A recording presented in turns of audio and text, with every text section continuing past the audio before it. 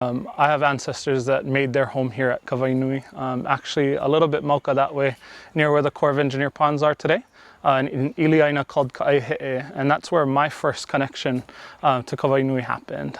For me, I didn't recognize that until I was much older in life. I didn't know about it for years and years, and only now when I'm in my upper 20s that I kind of started to learn these things. So that's really where my connection first was made, I guess. And my kupuna said that I received these lands during the time of Kina'u.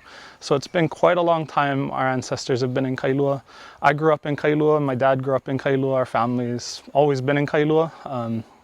So we've always kind of been here, we've always kind of been around Kawainui, we've always seen it, been aware of it. As I mature and as I learn more, that pilina or that relationship just continues to grow and it becomes more intimate.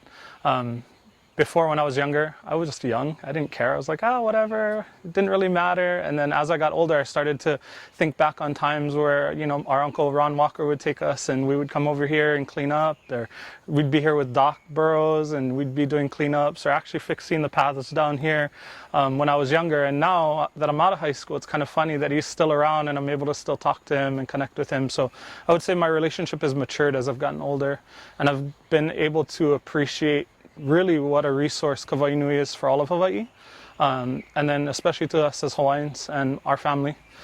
So it's all of these layers, so to speak, that have kind of just been growing and growing and growing. So when I was a kid and I was coming with Doc Burrows and helping for school, all of this area was still all overgrown and these paths here weren't laid with the stones for the path. And so we would actually come down and we would lay the stones to recreate the path or restore the path.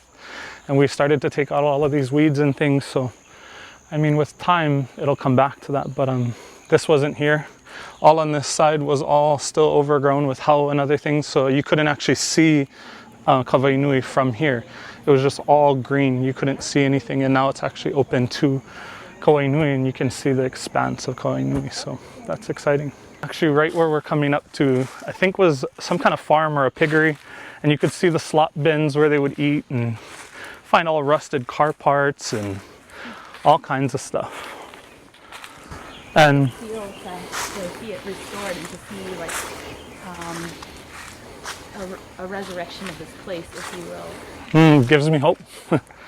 Means the work that others have put in and we've put in over the years is working. And that every day, every step we take, we get closer to our goal. My wild dream for Kawainui is to see it as a functioning fish pond again. That's my wild dream. But it hurts when I hear people call it a marsh, because it's not. The state that it's in now is a reflection of a lack of stewardship on our part, and us not taking care of Kawainui how it should be, even though we have numerous examples of Kawainui being taken care of over the years. So it's time for us, our generation, to step up to the plate and really kind of restore Kawainui so that it's a resource for everyone, that it can thrive. A lot of people in the community have talked lately about how we need to preserve the marsh. Yet if you kind of take yourself out of this very narrow time frame and realize this expansive history of Kawainui, that this is probably one of the worst times it's seen, just because it's so overgrown with non-natives and other things too. So I guess my dream is to restore it, you know, remove the non-natives, get kalo growing food to sustain us, and all of those things. So I would say hands, lots and lots of hands in the mud. I'll be honest, we've had many a community meeting and they're important. But I thought about all of the people that we've had at these community meetings over the years.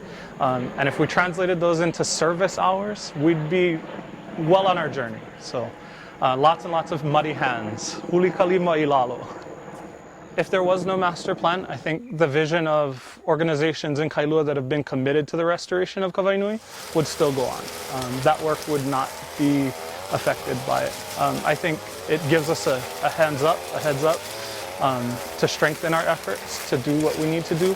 And anytime you can involve state agencies and other partners and other community nonprofits, we just get stronger. And so if we have a vision and we have a plan, it makes helping keep us focused a lot easier. So plan or no plan, the work will go on, but I think it strengthens our chances.